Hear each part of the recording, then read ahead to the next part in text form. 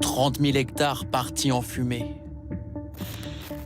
Plus de 4 000 pompiers venus de l'Europe entière combattre les flammes. Les incendies en Gironde cet été font partie des plus violents de l'histoire. La dune du Pilat, défigurée. Des campings entièrement brûlés. Et dans ce paysage apocalyptique, un couple de miraculés. Avec des animaux que vous voyez morts dedans. Nous les avions filmés en septembre dernier. 3 jours plus tôt, les flammes avaient encerclé leur maison. Ils n'avaient eu d'autre choix que de se réfugier dans leur piscine. C'était horrible, c'était tout rouge. Et il a fallu sauter à la piscine et moi j'ai peur de l'eau. Je n'ai pas nagé, j'ai paniqué. Ça vous a sauvé? Ah oui. 3 mois plus tard, ce pêcheur n'a toujours pas repris le travail. Son matériel et ses 7 bateaux ont brûlé dans l'incendie.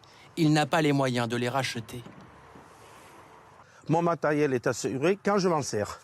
Quand il est stocké chez moi ou au port ou quoi que ce soit, je ne suis pas assuré. Donc là, 0 remboursement. 0 remboursement. En Gironde, en Bretagne, mais aussi en Isère. Les incendies ont ravagé 72 000 hectares cette année, un record depuis 2003. Mais la France a aussi connu de violentes tornades. Octobre dernier, Billucourt dans les Hauts-de-France. Un village dévasté, fantôme. Pas de victimes, mais des centaines d'habitations en partie détruites par cette tornade. Elle avait arraché le toit de la maison de Catherine, contrainte de partir vivre chez son fils. Il nous reste plus rien, on n'a plus rien, on a tout perdu, tout perdu. 2 mois plus tard, elle vit toujours chez son fils. Catherine vient tout juste d'obtenir le permis de construire pour son toit. Elle va devoir prendre son mal en patience. L'étendue des travaux, il faut compter entre 1 an et 1 an et demi. Quand même, ça avance tout doucement. Enfin, la France a connu le 2e été le plus chaud de son histoire. 33 jours de canicule et 8 mois de sécheresse. Comme la Loire, des centaines de cours d'eau quasiment à sec. Et des habitants contraints de limiter leur consommation. C'était le cas en octobre dernier à Seillan, dans le Var. Pas plus de 100 litres par jour et par personne. Le maire s'était lancé dans une chasse au gaspillage, en équipant certains compteurs de ses boulons.